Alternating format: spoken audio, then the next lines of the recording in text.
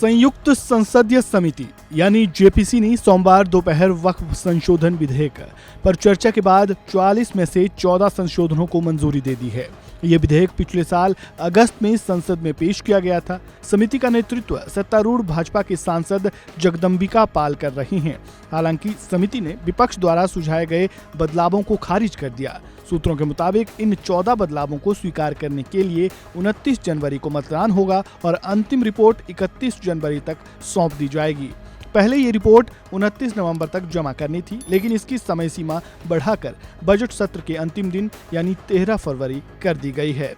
वहीं जेपीसी की मीटिंग खत्म होने के बाद इसे लेकर बवाल भी खड़ा हो गया। विपक्षी सांसदों ने जहां मनमर्जी करने का आरोप लगाया, तो वहीं बीजेपी सांसदों ने विपक्ष पर ही मनमानी करने का आरोप लगाया।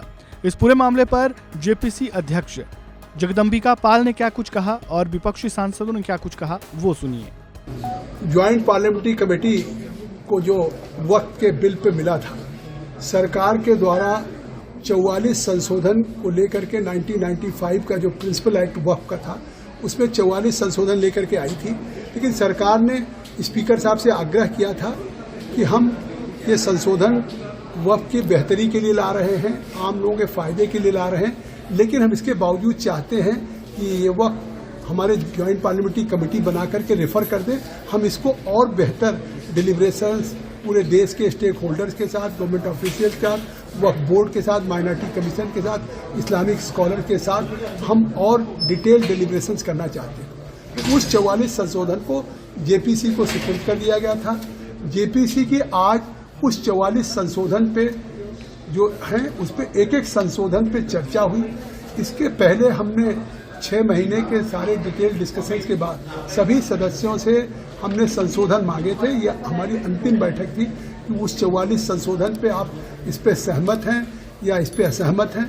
तो सभी सदस्यों के द्वारा, चाहे किसी पक्ष के हों, उन लोगों ने अपने संशोधन दिए थे और आज उसमें जो हमारे कुछ सांसदों के द्वारा दिए गए थे, उसमें 14 क्लाजेज पे या 14 संशोधनों में संशोधन स्वीकार हुआ है।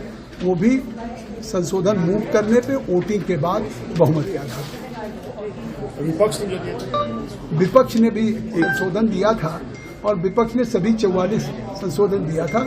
हमने एक एक संशोधन मूव कराया और उस संशोधनों को हमने पुट टू वोट किया, लेकिन वोटिंग में उनके पक्ष में 10 वोट था और उसके निगेटिव में 16 वोट थे।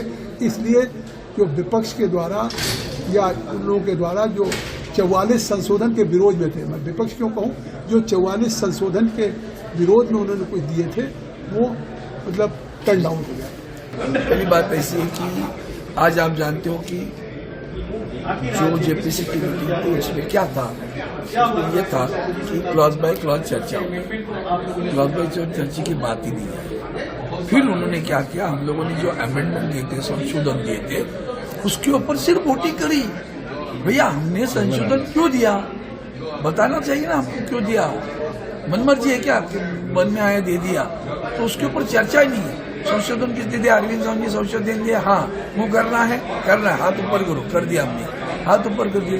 फिर उस संशोधन के खिलाफ कौन है, सत्ता पक्ष के लोग हैं, उन्होंने किया। उसमें तेलुगु देशम है, उसमें नीतीश कुमार जी की पार्टी है, ये सभी लोग, चिराग पासवान की पार्टी है, सभी लोग खिलाफ वोटिंग करते रहे। अब ये वोटिंग करने के बाद 44 के 44 आधा घंटे के अंदर खत्म। लेकिन चर्चा कब करोगे भैया, चर्चा नहीं करेंगे। अब उसके बीच में जो लोग साथ के लिए आए थे, उन सभी लोगों ने जो कुछ कहा, उसके ऊपर हमने उनसे सवाल पूछे, उसका जवाब उन्होंने क्या दिया वो आज तक हमें पता नहीं। अब अगला मूव क्या होगा? अभी 29 तारीख को बोलते ड्राफ्ट रिपोर्ट देंगे तो देंगे ड्राफ्ट रिपोर्ट। फिर हम लोग सवाई मांगने की कोशिश करेंगे, भाई ड्राफ्ट रिपोर्ट के बाद में पढ़ने के बाद डिसाइड वोट देंगे ना, देंगे नहीं तो बोले उसी दिन देना है। तो ये क्या है, ये गणतंत्र है। अमृत महोत्सव में गणतंत्र की हत्या हो रही है।